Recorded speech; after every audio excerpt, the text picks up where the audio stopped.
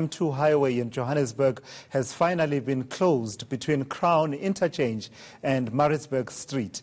Johannesburg Mayor Herman Mashaba recently announced that a portion of the M2 would be closed in order for structural defects to be repaired. The major revamp is set to continue until October. ENCA's Kailehle Khumalo is tracking that story and joins us now from that stretch of the highway, the M2. And I understand, Kaya, that you are actually in the vehicle. I can only imagine at the best of times that stretch of the highway is a nightmare in as far as traffic is concerned. Now, after it's closed, it must be even worse.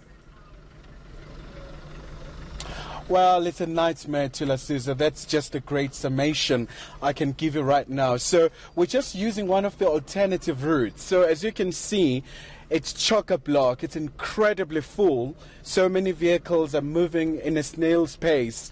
And we got up around 5 o'clock this morning. So it was a bit better in the morning. But of course now they've closed the entire part of the highway. And joining us now also, Tila Caesar, if we can just try to give a bit of a glimpse to the viewers, is Tessa Adams from the JMPD. So Tessa, thank you so much indeed for joining us. So throughout the day, so now you have implemented your road closures. So how has the situation been like? Throughout the day it was relatively quiet. Everything went very well up until we've closed Maritzburg Road, which was around 1 o'clock.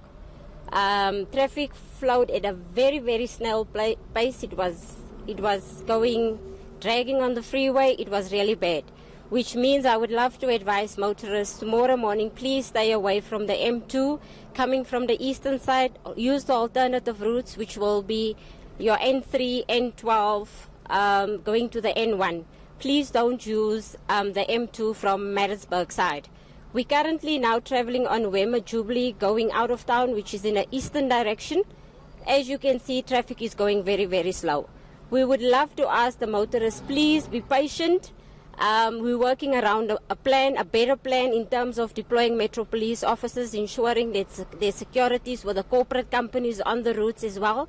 We're working on that one as well.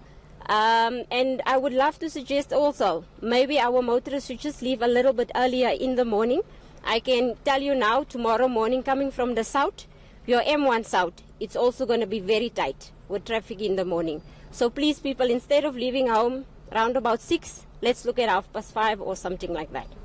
Precisely, Tila Caesar, like Tessa is saying, so the good planning is a very vital aspect of this. And also, if I may also just jog your memory here, Tila Caesar, there was a point where the mayor of Joburg, Herman Mashaba, was saying it's important for them to actually deal with, motorists who are complaining about massive congestions as opposed to dealing with any issue of fatalities because of the defect of the bridge, but also the importance of safety, Tessa. That's another very critical element here. I do agree, Kaya. Coming from event section, which we mainly dealt with safety is imperative to us. We need to look at it. So as I'm going to speak as a member of the public as well, we need to look into it because I think safety comes first. So for us, rather now, let's go the extra mile, close the bridge, let's fix the bridge so that everybody is safe at the end of the day. All right, Tila Caesar, thank you so much there to Tessa from the JMPD. Perhaps to try and remind you as well some of the very key alternatives that include Heidelberg Road, and of course, if you're used to traveling via a southern part of that road, try using Vickers Road.